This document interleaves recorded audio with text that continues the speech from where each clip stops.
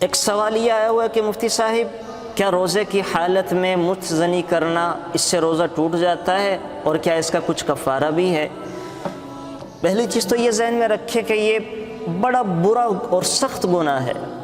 قرآن کریم کی اس آیت سے جو اللہ تعالیٰ نے اعوذ باللہ من الشیطان الرجیم بسم اللہ الرحمن الرحیم والذین هم لفروجهم حافظون الا علی ازواجهم او ما ملکت ایمانهم فانہم غیر ملومین، یہ آیت خود دلیل ہے اس بات پر کہ مشت زنی کا کرنا حرام ہے، گناہ کا کام ہے، گناہ کا کام ہے۔ اور حضرت عطا سے تو رحمت اللہ علیہ فرما رہے ہیں کہ بعض لوگ قیامت کے دن اس حال میں اٹھائے جائیں گے کہ ان کے ہاتھ حمل سے ہوں گے، ان کے ہاتھ حمل سے ہوں گے۔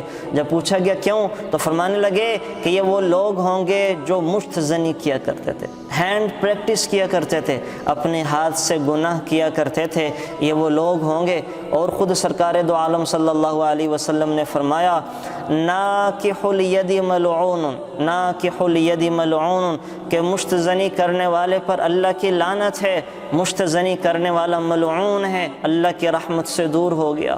تو ایک تو اس گناہ سے بچا جائے، یہ وعید ذہن میں رکھ کر انسان اس گناہ سے بچ سکتا ہے۔ اس کے اخروی نقصانات بھی ہیں، دنیاوی نقصانات بھی ہیں۔ بہرحال یہ ایک بڑا گناہ ہے، البتہ اس کے کرنے سے انسان اگر روزے کی حالت میں یہ عمل کرے تو انسان کا روزہ ٹوٹ جاتا ہے، قضا لازم ہے، کفارہ نہیں ہے، کفارہ نہیں ہے۔ یعنی اگر کسی نے ایسا عمل کیا تو اس کا روزہ بھی ٹوٹ گیا، اور جو ہے وہ پھر جب روزہ رمضان کے بعد وہ ایک روزہ اس کے بدلے میں رکھے گا تو مشت زنی کرنے سے روزہ ٹوٹ جاتا ہے، قضا لازم ہے، البتہ کفارہ نہیں ہے۔ اور دعا کرنی چاہیے اس گناہ سے اللہ تعالی حفاظت فرمائے، اور بچنے کی بہر صورت انسان کوشش کرے ان قرآنی آیات کو، احادیث مبارکہ کو ذہن میں لے کر آئے کہ ایسے لوگوں پر اللہ تعالیٰ کی طرف سے سخت پکڑ ہے اور سخت گناہ ہے، تو انشاءاللہ اللہ تعالیٰ پھر اس کی حفاظت فرمائے۔ Thanks for watching. Please subscribe, like, share Mufti Sufyan.